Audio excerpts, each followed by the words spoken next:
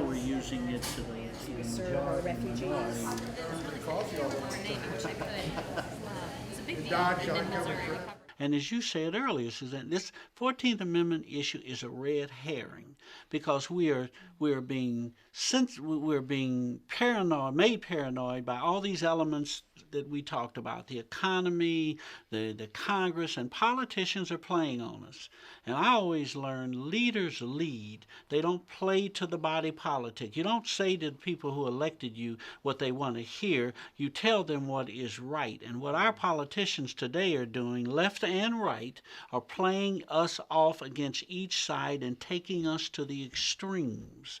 And when you do that, the bulk of the body politic reacts, and you have this inflammatory issue, this inflammatory environment in which a red herring like the 14th Amendment that won't work, it's not practical, it's not going to be done in 20 years, and rather than taking a rational approach of how do we fix our immigration system. And that's what I would hope that we would realize, that we have to start voting out those elected officials that are playing us just to get reelected. Politicians hire multi-million-dollar consultants to frame issues and sell them to the body politic, and they don't stand for anything but what the consultant tells them they should stand for. But when we see a law that's being consistently broken, then we know that we've got to make some changes. And I'm not suggesting that we just say, oh, okay, we'll just have open borders. I don't think anybody's advocating that. I think what we're advocating is finding a system of laws that recognizes the realities of movement across borders, of conditions that people are fleeing, whether it's economic or persecution, and what is good for this country. And I think immigration is good for this country. Yeah. I think that if you look at all the data, immigrants over the long haul, they add to our economy, they create more jobs than they take.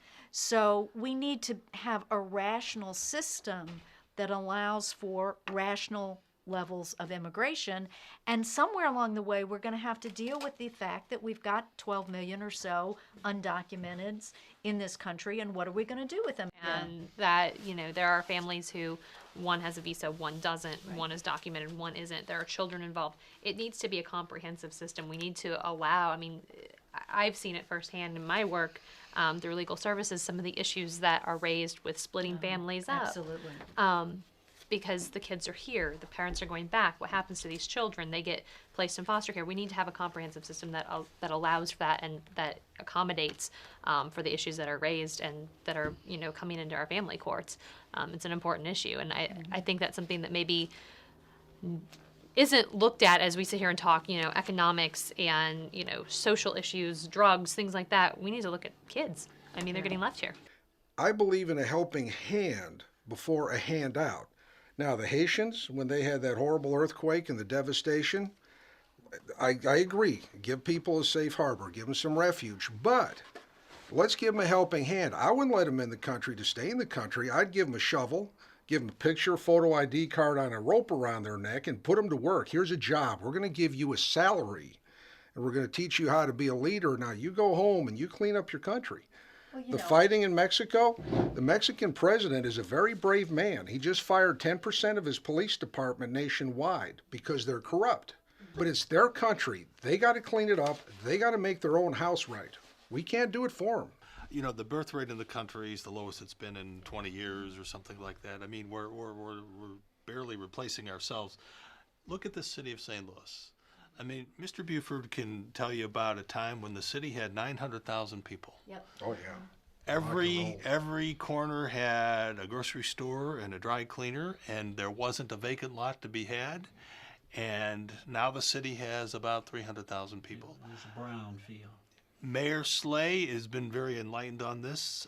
The mayor was welcoming to the Bosnians. Mm-hmm. If you said to Mayor Slay, we're going to bring you 30,000 new residents tomorrow, who are going to buy houses and buy groceries and do business in the city, the mayor wouldn't care if they came from Central America or Bosnia or Australia. He would say, bring them on, because the mayor's fighting tooth and nail for every new resident he can get.